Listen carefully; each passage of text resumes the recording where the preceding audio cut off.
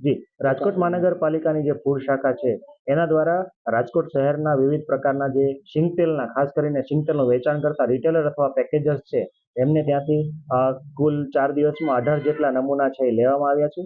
આ નમૂના છે એ રાજ્ય સરકારના ફૂડ ઔષધ નિયમન વિભાગ દ્વારા છે એ સૂચના અન્વયે છે લેવામાં આવ્યા છે. દર વર્ષે શિયાળાની જે ઋતુ છે ત્યારે સિંગતેલની આવક પુષ્કળ પ્રમાણમાં થતી હોય છે અને રાજકોટ શહેરની આજુબાજુના વિસ્તારોમાંથી જે તેલની ઘાણીઓ અથવા એના વિક્રેતાઓ અથવા ઉત્પાદકો છે ત્યાંથી મોટાભાગના જે તેલના ડબ્બાઓ છે એ શુદ્ધ સિંગતેલના બેનર હેઠળ છે રાજકોટ શહેરમાં છે આવતા હોય છે અને એનું વેચાણ છે કરવામાં આવતું હોય છે. એના અનુસંધાને ખાસ કરીને અત્યારે લોકો 12 માસનું જે તેલ છે ભરતા હોય છે. તો એ અન્વયે છે રાજકોટ મહાનગરપાલિકાની ફૂડ શાખા દ્વારા આ સેમ્પલ છે કુલ 18 સેમ્પલ છે અલગ અલગ પ્રકારની બ્રાન્ડના છે લેવામાં આવ્યા છે.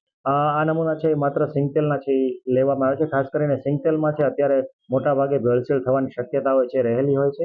ખાસ કરીને સિંગતેલના ભળતા નામે છે કપાસિયા અથવા પામ ઓઇલ છે એ બજારમાં છે વેચાણ કરવામાં આવતું હોય છે. સિંગતેલની ઊંચી કિંમતો અને કારણે પામ ઓઇલ અને કપાસિયા ઓઇલ છે એમાં કલર અને એસેન્સ છે એડ કરીને સિંગતેલના ભળતા નામે વેચાણ કરવામાં આવતું હોય છે. અનુસંધાને આ જે છે એ સેમ્પલ છે લેવામાં આવે. મોટાભાગે સિંગતેલમાં મોટાભાગે મેજર ભેળસેળ છે જોવા મળતી નથી. ખાસ કરીને પામ ઓઇલ અને કપાસિયા ઓઇલ છે એની અંદર એસેન્સ અથવા ફ્લેવર્ડ એજન્ટ છે એડ કરતા હોય છે અને સિંગતેલના ભળતા નામે છે વેચાણ કરતા હોય છે. તો અનુસંધાને સબસ્ટાન્ડર્ડ અથવા મિસબ્રાન્ડેડ છે એ સેમ્પલનું જે રિઝલ્ટ આવતું હોય છે અનુસંધાને રિઝલ્ટ આવે એટલે કે આ જે સેમ્પલ મોકલવામાં એનાથી 2.5 થી 3 માસની અંદર છે રિઝલ્ટ આવતું હોય. અમારા બનતા પ્રયત્ન રહેશે કે રિઝલ્ટ વહેલા આવે.